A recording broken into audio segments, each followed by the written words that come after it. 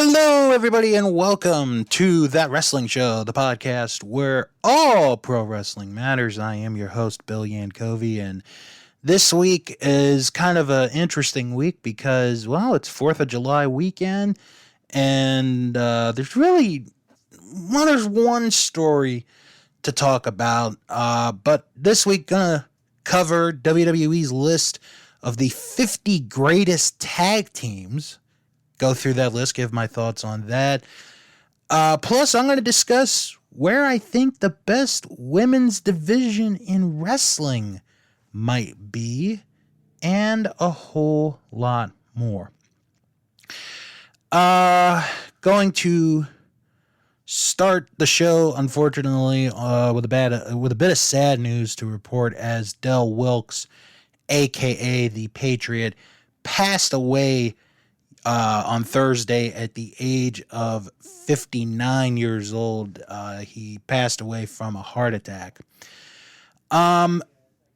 This is one of the more interesting characters, as this character could really only have been done in the 1990s. It really could have.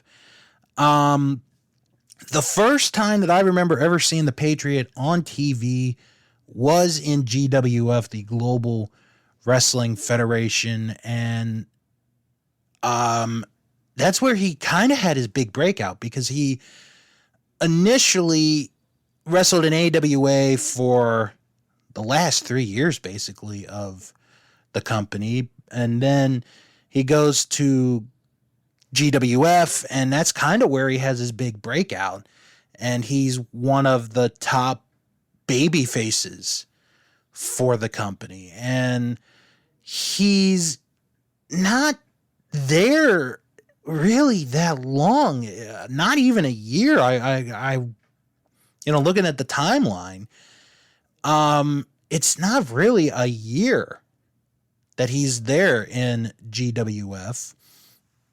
So then after that, he had some dark matches with WWF, which honestly I did not know, so this is something new to me.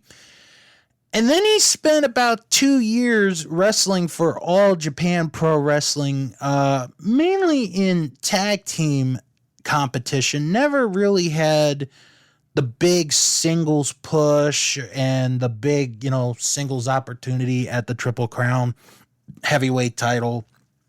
So after doing a few years with All Japan, he went to WCW, and he formed a tag team with Marcus Alexander Bagwell, who by this point was on like his 4th or 5th tag team partner.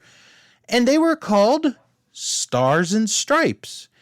And this tag team right away was in a feud for the WCW tag team titles with Pretty Wonderful, the team of Paul Orndorff and Paul Roma.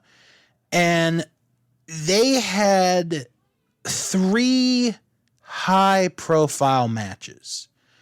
The first one they had was at Fall Brawl 94, where I believe, it was Pretty Wonderful that won that match. And then they would meet again the following month at Halloween Havoc, where Pretty Wonderful won the tag team titles again. And then the third match, the final match, was at a Clash of the Champions, and that's the one that I remember the most, because the stipulation was if Stars and Stripes lost that match, the Patriot would have to take his mask off. He would have to unmask. But Bagwell and the Patriot regained the WCW tag team titles there and held them not too long, because you can go one of two ways with this, but they would lose the WCW tag team titles to Harlem Heat, and that's Harlem Heat's first time winning the WCW tag team titles. Now, the event happened on December the 8th, but did not air until January 14th of 95. So there was some time in between when they lost the titles and when it actually aired. So then after that, the Patriot was with the company for a few more months. I think the last high-profile match he had was a first-round match in the U.S. title tournament against Ric Flair, which Flair won. And that was it for the Patriot. The Patriot would not come back to WCW excuse me, again. So after that, he goes back to All Japan for a few years. Then he goes to the WWF, and he ends up getting involved in the Hart Foundation feud against the United States of America. And the Patriot ended up getting a championship match. He got a WWF championship match against Bret Hart at Ground Zero in your house. So the Patriot in his WWF pay-per-view debut challenged for the World Heavyweight Championship and lost to Bret Hart. And then the following month at Bad Blood, he would team up with Vader to face Bret Hart and the British Bulldog. And then that would kind of be it, because a few weeks prior to the Survivor Series, he tore his tricep and he was scheduled to be on a team for the Survivor Series, but because of the torn tricep, obviously he could not compete. And he ended up retiring from professional wrestling in 1998. So while we remember the Patriot gimmick and the Patriot character, he did not have a long career. It was only a 10-year career, which began in 1988 and ended in 1998. So his run was not that long. And while he, was not a Hulk Hogan or a Jim Duggan as far as, the patriotic themed character, the Patriot is remembered.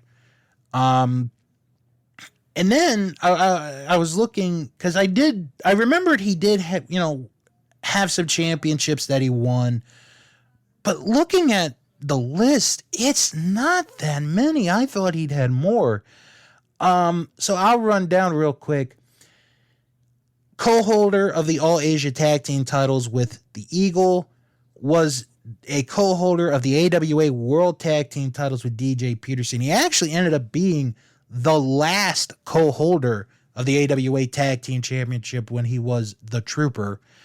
Two-time GWF North American Heavyweight Champion, also held their television title, and two-time co-holder of the WCW Tag Team titles, like I said earlier, with Marcus Alexander Bagwell. If there is a legacy for the Patriot, if there's a way to remember the Patriot, it's he wrestled in some of the biggest promotions in the 90s and had short runs, and that's really the legacy of Del Wilkes, the Patriot. But he was a very gifted athlete, very talented wrestler. Making it 10 years in professional wrestling is a very hard thing to do.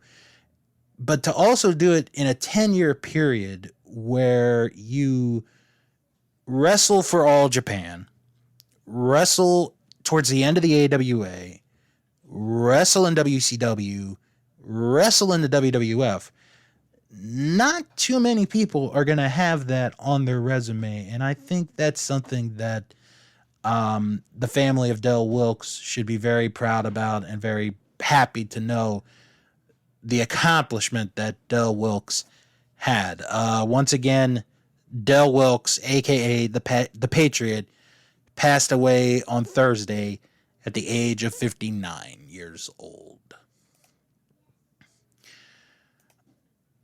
All right, let's get into the other news bit of the week. And this was kind of interesting because after the show had been put up last week, the young lady that had made that comment about not knowing or, not having to watch wrestling, well, she got let go.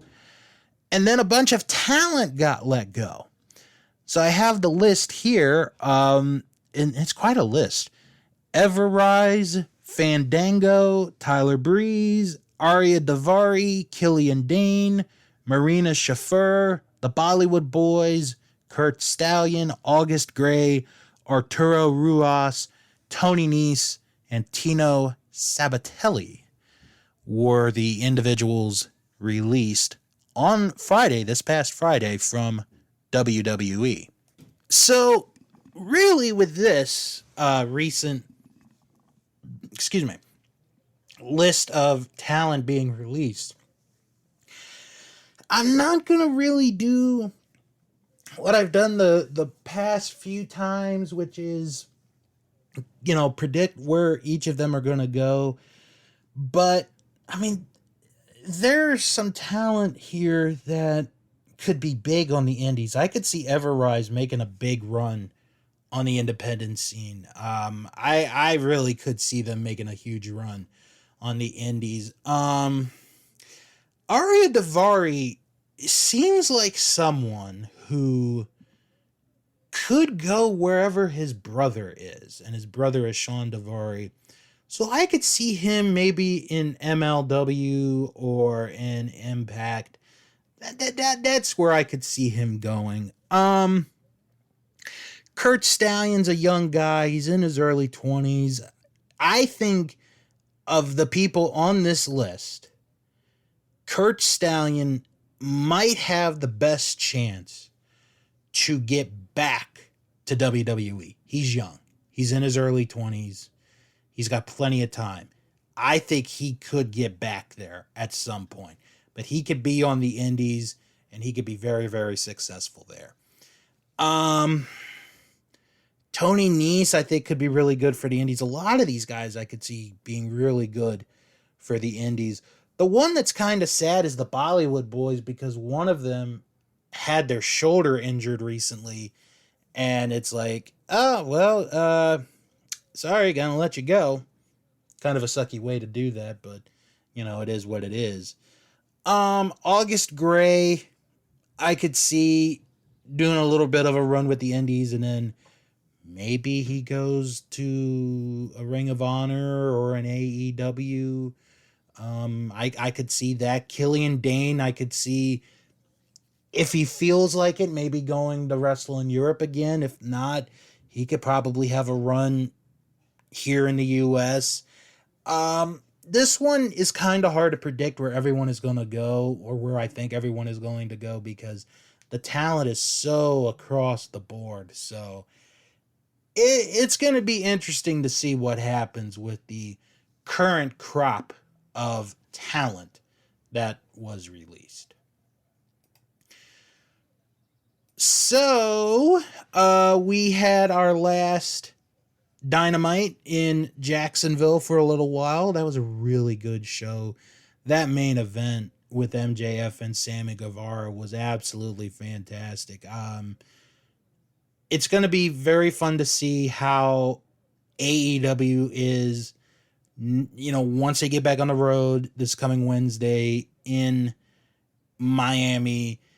It's just going to be so fun to see at least this first time how everyone is, what it's like. And honestly, it's going to be interesting because they are going to be, in a way, AEW is going to be, in a way, they're going to be the pace setter. They're going to be the ones that is going to set the pace for what WWE is going to have to do once they get back on the road. And the difference between what AEW has to do And what WWE has to do is real simple. AEW, until August, when Rampage begins, they're going to only do one show a week, and then they're also going to tape their YouTube shows as well, but it's not going to be a lot. Whereas with WWE, they've got to do 2 a week, sometimes 3, depending on if they have a pay-per-view or not. So they're going to really be setting the pace here for what we're going to see, what we're going to get as far as the live crowd goes, what the reaction is going to be. And let's just say it for the record. Let's say it for the record. The first AEW show coming up in Miami this coming Wednesday night, while it is a big show, it is not going to be a do or die show for that company. All I'm saying is they are going to be the ones that set the pace for WWE as far as what they're going to do with the live shows week in and week out. Because if after a few weeks AEW sets the bar high, WWE might be in trouble. All right, and speaking of fans, this was reported earlier this week by Impact Wrestling. They are going to allow fans in the studio in Nashville where they've been recording Impact, where they've been doing their pay-per-views, for their next set of TV tapings, which happen to be in 2 weeks. So they're going to allow fans to be at their TV tapings on Sunday, July 18th and Monday, July the 19th. And how they're going to do this is really cool because it's going to be 2 sessions of TV tapings a day. So you have one set of tapings from 3 to 5 p.m., do like an hour or so to get ready, to do the second taping, which would be 7 to 9, and then you do the same thing again the following day. 3 to 5 Monday, 7 to 9, that night. So it's good to see that Impact is coming back with a live crowd. We know Ring of Honor is going to come back with a live crowd. We know Major League Wrestling is going to come back with a live crowd real soon. And I'm going to talk about them at the end of this week's show. Okay, so I've been promising the last couple weeks to talk about the women's divisions in professional wrestling, and unfortunately I couldn't get anybody to help me with this segment, but I do want to talk about this because it kind of stems back from a few weeks ago where Triple H made the comment that NXT has the best women's division in all of professional wrestling. And I wanted to figure out if that statement is true or not. Does NXT have the best women's division in professional wrestling? So, what I decided for this is we're going to take WWE and we're going to combine Raw and SmackDown together as one. We're going to take NXT, we're going to take Impact, we're going to take AEW. Just for this conversation, because with Ring of Honor, they're in a situation where they're building up their division. And with the NWA, which has arguably the best women's wrestler in the world right now in Thunder Rosa, their roster of women's wrestlers is not that big. So I can't really put them in the conversation. But with that said, let's start off by talking about WWE. One of the pluses that they have is that both of their champions are fresh faces. Talking about Bianca Belair and Rhea Ripley, they went through the NXT system, got to WWE last year or earlier this year.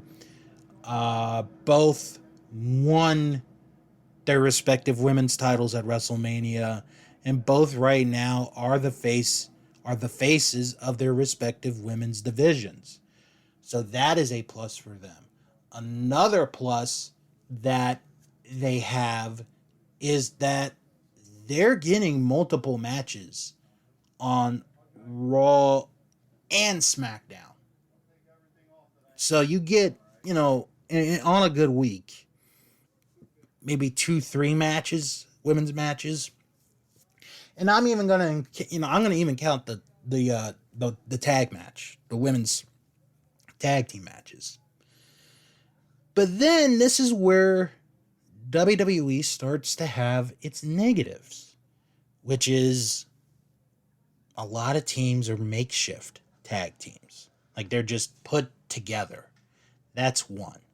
Another thing is how it seems like with the women's division, they really like to insult the intelligence of some of the female competitors in there, or try to embarrass them. And a really good example has been for the last couple weeks with Eva Marie and Piper Niven, or as she's now known as Dewdrop. And it's like, you're gonna do this to Piper Niven, who's a really good women's wrestler. It's just something that probably not a lot of people are getting behind. And then another thing is, and this is my biggest complaint, or my biggest gripe, is you're not having fresh, new challengers, new matches for the women's division with WWE. Like, we're about to have Charlotte and Rhea Ripley again at Money in the Bank. And Charlotte, you can say, is the face of WWE's women's division. And she puts in the work. I don't have any problem with that. It's just WWE likes to shove her down our throats. And it was kind of the same for a while. Excuse me. With Sasha Banks. It was like that for a while. But we haven't seen Sasha since WrestleMania.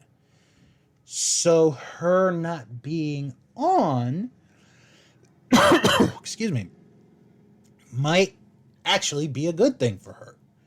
And, Becky not being on, Becky Lynch hasn't been on TV in over a year because of the baby.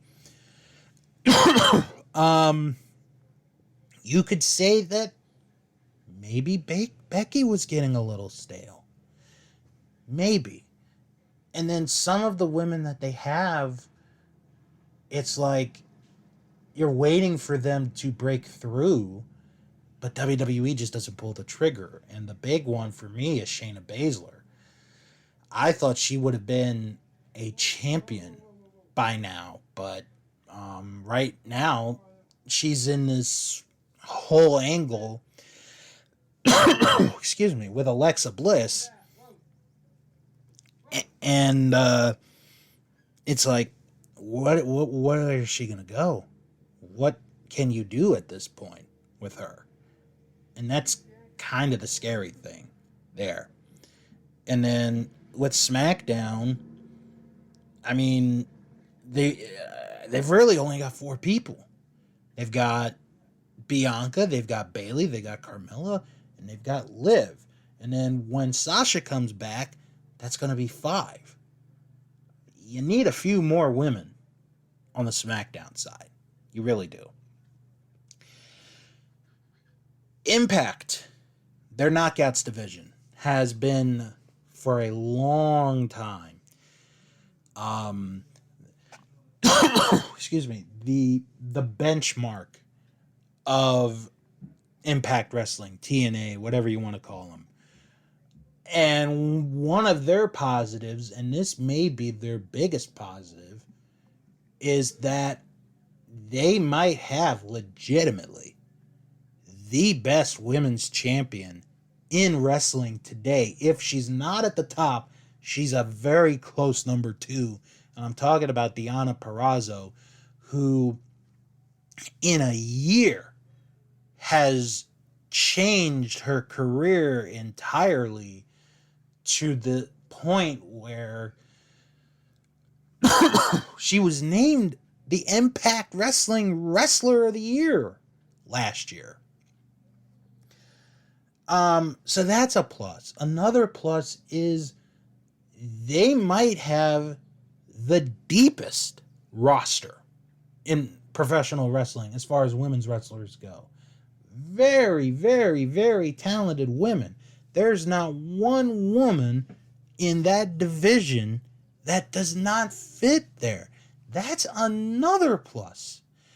And another plus is the way they treat the division. They treat this division as a very serious thing. It's almost as in Impact, it's almost as big as the men's division. But the negative that Impact has, and this might be the biggest negative out of everybody, is they're on Access TV. Not many people get Access TV, and they're not able to follow the storylines of the wrestlers and see what the women are doing and are able to have the really good matches. If we are talking about 10 years ago when they were on Spike TV, I'd say there is no negative with the Impact Knockouts division. But them not being on a cable channel that is in every home, that is a big negative right there. Okay, so the AEW, their positives.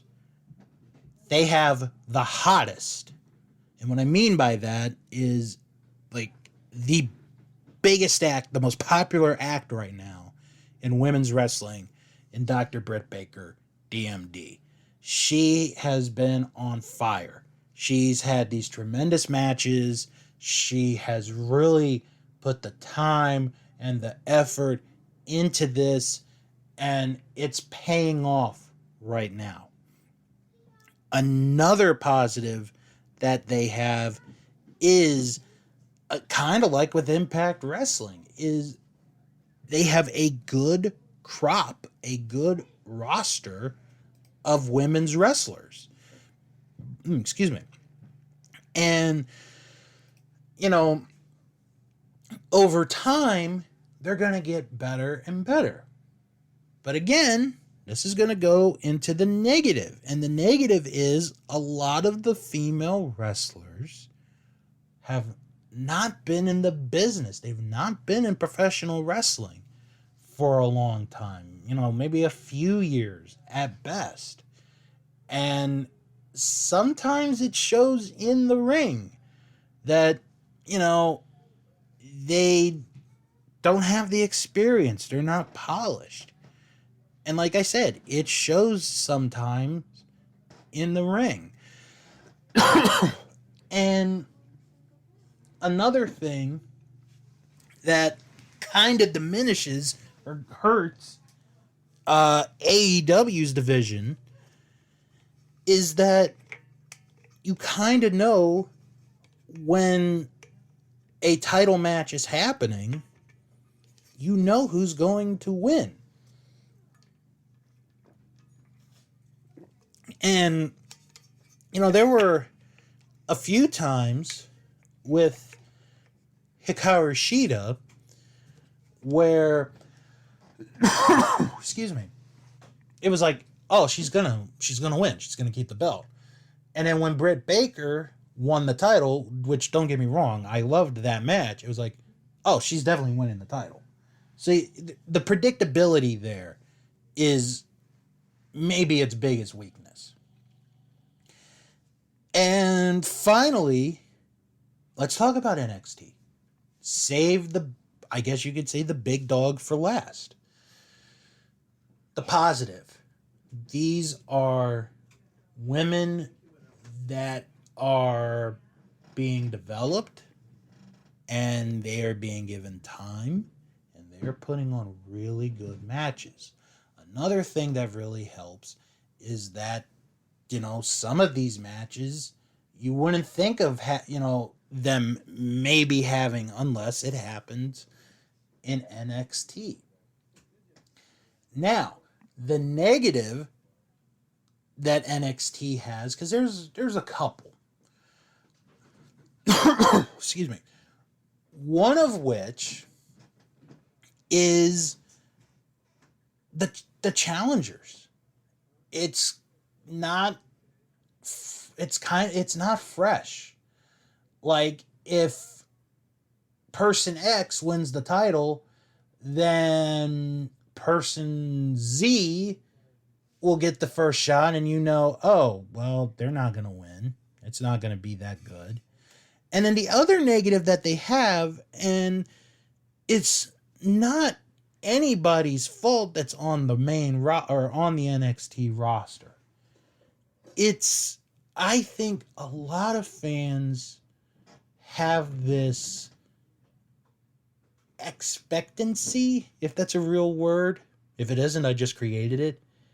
They have this high expectation of they're going to be in the same group as Paige and Becky and Summer and Sasha and Charlotte and Bayley and Asuka and all of them.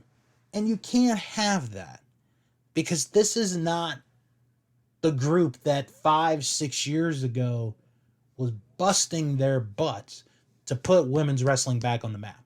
This is a different group. Let that group be that group. So, after going through that, where do I rank everything? Well, this is how I'm going to do it. I'm going to do it from 4 to 1. Number 4 is WWE.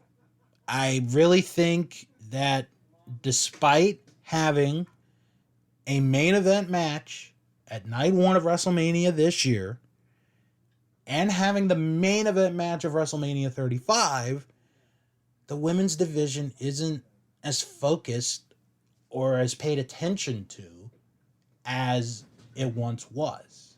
And you can kind of see that in the product. Number 3 is AEW. They're in a position right now where they're growing. The company's only 2 years old. Let's give them time. Let them grow. Number 2, I'd have at NXT. I do think it is better than WWE by miles, and I even think it's better than AEW because AEW is developing. NXT has kind of been in existence for a while, so they should be at number 2. But Impact Wrestling, hands down, is the best women's division in all of professional wrestling. The Knockouts, bar none, are the best division. They have the best women's division in all of professional wrestling. There, in my mind, is no argument for me that the talent they have, the depth that they have, the matches that they have, they are the best women's division in all of professional wrestling right now. And I think that's going to be our Facebook question of the week. What do you think is the best women's division in all of professional wrestling? Do you think it's NXT? Do you think with me it's Impact? Do you think it's WWE? Do you think it's AEW? Do you think it's something else that I didn't talk about?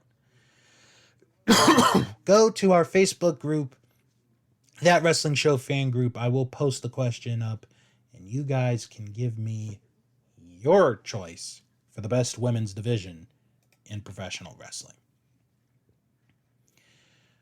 All right, so over the last 3 to 4 weeks on the WWE Network, well, Peacock, pardon me, they have come out with a list of the 50 greatest WWE tag teams of all time. And this week, they revealed the top 5 and ultimately number 1. Now, before I get into this list, and this part, what I'm about to say, is very, very important. This list is comprised of teams that competed in WWE. So you are not going to see the Midnight Express on this list. You are not going to see or hear the Rock and Roll Express on this list. You're not going to see Harlem Heat on this list.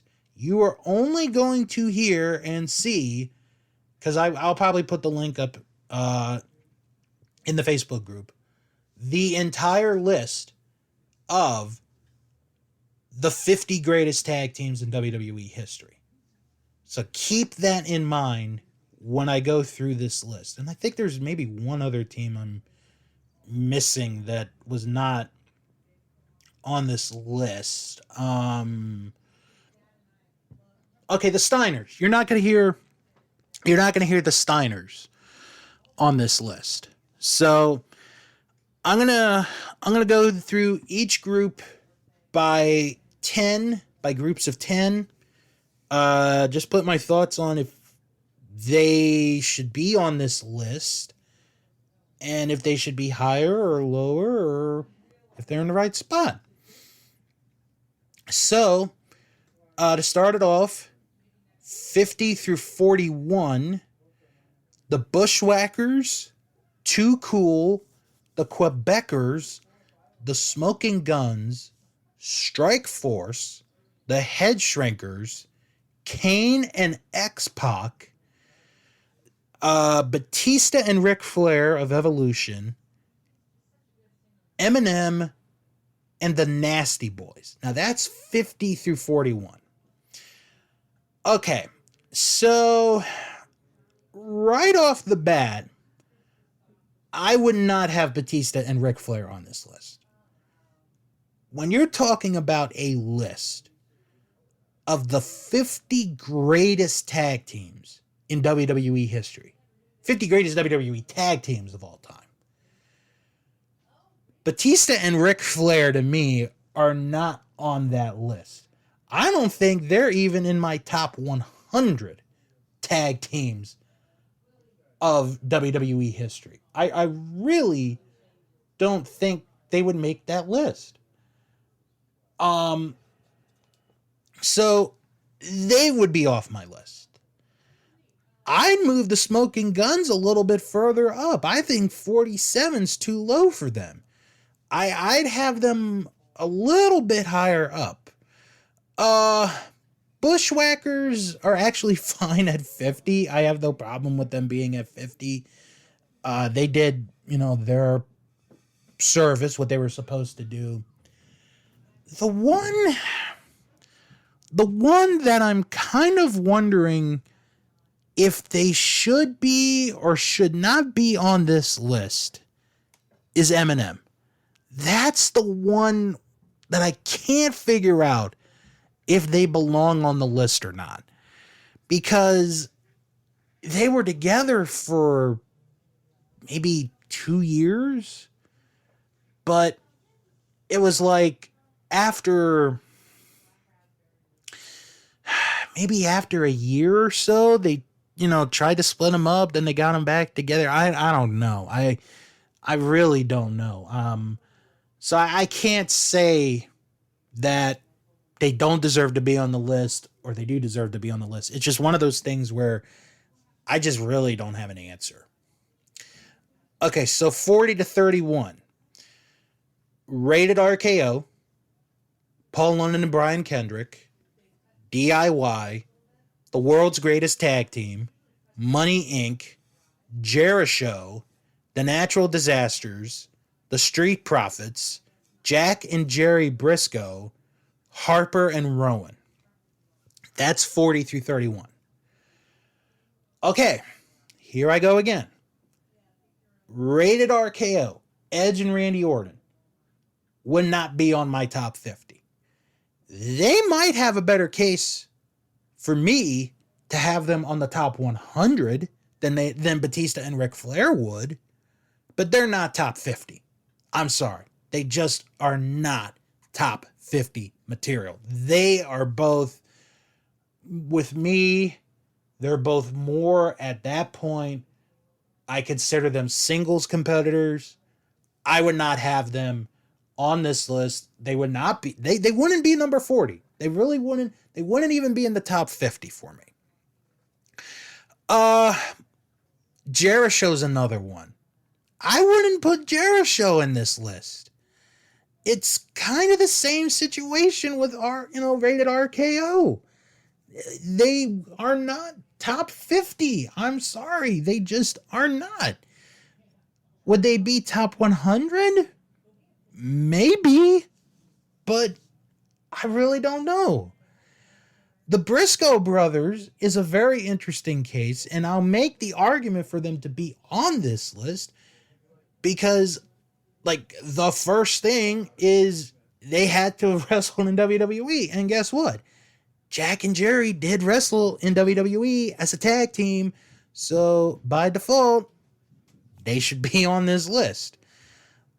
And how are the Natural Disasters ahead of Money Inc.? Money Inc. are 3-time former champions. Natural Disasters only won once. So yeah, I mean, the placement is kind of confusing. All right, so okay, now we're gonna go 30 to 21. 30 to 21. Owen Hart and British Bulldog, Miz and Morrison, Sheamus and Cesaro, Team Hell No, Nikolai Volkov and the Iron Sheik, Los Guerreros, the APA, the Blackjacks, the Shield, and D-Generation X. Okay, now we're getting some teams here. I guess I'm okay with Miz and Morrison being ahead of Owen and Davey Boy.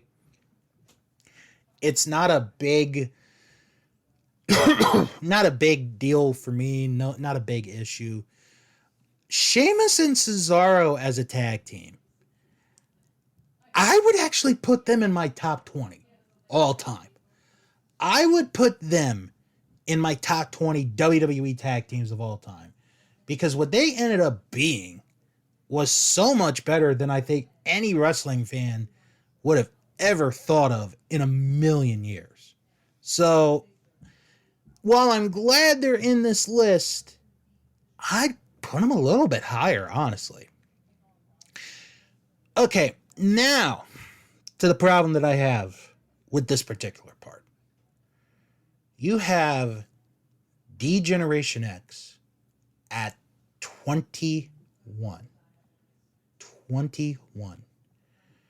So you're saying to me that the Shawn Michaels Triple H team, which really wasn't much of a tag team until they reunited, is a better tag team than the Guerreros, than the APA, than the Shield, which was a legit tag team.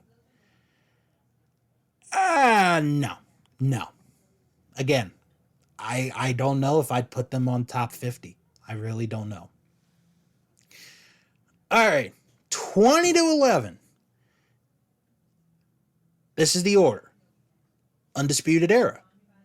Rocky Johnson and Tony Atlas. Mr. Fuji and Professor Tanaka. The Steiner brothers. Okay, the Steiners actually made the list. I apologize. The Rock and Sock Connection. The Wild Samoans. The Rockers. The Mega Powers. The Valiant Brothers. Demolition. Okay, here we go. Here's the big problem.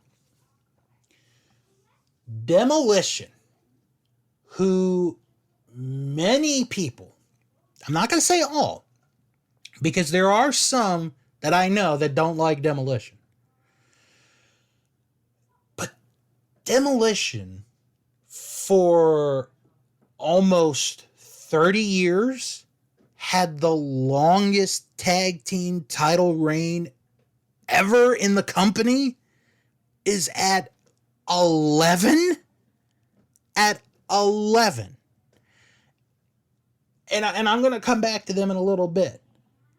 But 11? That's kind of a slap to the face to not only Axe and Smash, but to the fans. There's no way you can tell me that there are 10 teams better than Demolition. And I will go through the top 10 in a couple of minutes. The Mega Powers at 13. See, that's a little too high. Would they be top 25? Maybe, just because of the star power that they have.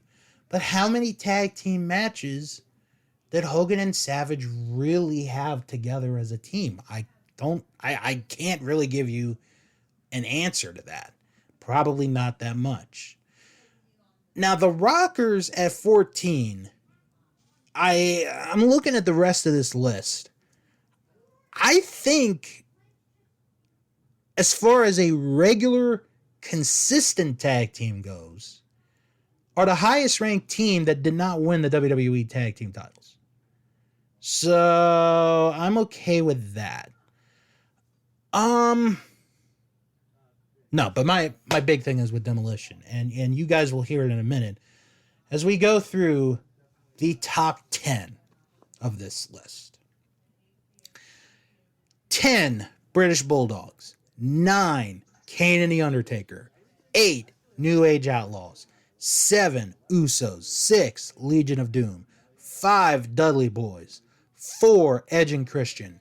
3, Hart Foundation. 2, Hardy Boys. 1, The New Day. All right.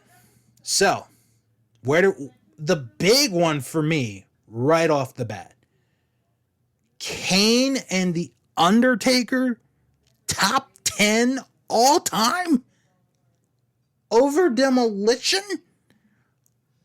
Is somebody ribbing me? I think someone is ribbing me. There's no way you could convince me Kane and the Undertaker are a better tag team than Demolition. Not a chance. You can't convince me the Outlaws are better than Demolition. I would have, and I'm actually going to do a top 10 in a minute, but I know people are complaining that the New Day at number 1 is a bad choice. I don't mind that choice. I really don't. Considering when they began, how everybody hated the idea, even me, and we're like, this is going to kill them. This is going to be the end of all 3 of these guys. And they end up pulling arguably one of the greatest tag teams of the last 10 to 15 years, and have each, in their own way, have become bigger stars for it. So I have no problem with the New Day being a number 1. But they would not be number 1 on my list. They are top 10. Don't get me wrong. If you're talking about the greatest WWE tag teams of all time, they're in my top 10. Number 1? Probably not. So my top 10, just Trying to think this. Look at everything. I'd have Demolition 1, Hard Foundation 2. I probably would put the New Day at 3. Yeah, I'd have New Day at 3, Hardy's at 4, Edge and Christian 5,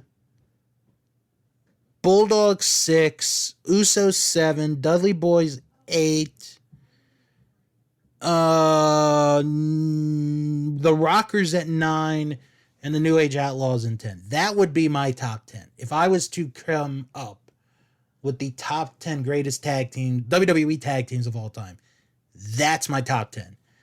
Demolition 1, Hard Foundation 2, New Day 3, Hardy Boys 4, Edge of Christian 5. What did I think I had Bulldog 6, Usos 7, Legion of Doom 8. No. Demolition 1, Hard Foundation 2, New Day 3, Hardy Boys 4, Edge and Christian 5, Dudley's 6, Usos 7, Legion of Doom 8, Rockers 9, New Age Outlaws 10. That's my top 10 right there. All right, and I'll put the link up on our Facebook group to let you guys see it, and you can come up with your own top 10, or if you're brave enough, do top 50. So go check it out.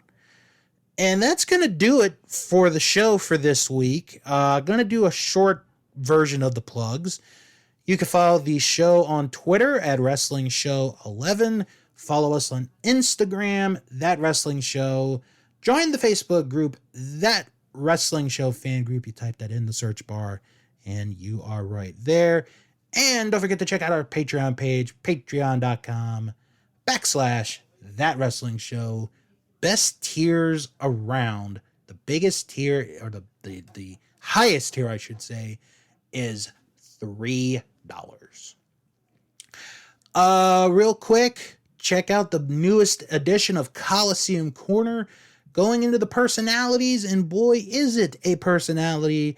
It is the life and times of Captain Lou Albano. That is the newest episode of Coliseum Corner. Check that out. Plus, a new episode of Sharks Pond, a South Park podcast, where this week I discuss the China problem.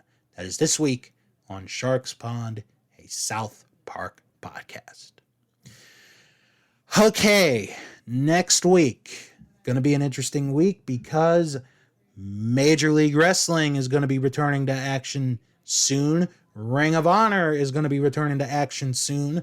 Going to look at both shows and see, well, how their first live event in over a year could go. The Ring of Honor show is a pay-per-view event, so I'll give predictions as to who will win that. The MLW show is a TV taping, but still should be mentioned. Plus, any wrestling news will be covered right here. Everybody have a good, safe weekend. To all you Americans out there, have a happy 4th of July weekend. Stay safe. And to our international friends, have a wonderful weekend. And come back here for another episode of That Wrestling Show, the podcast where all pro wrestling matters. And until then, I'm Bill Yankovi. And as always, wrestle on.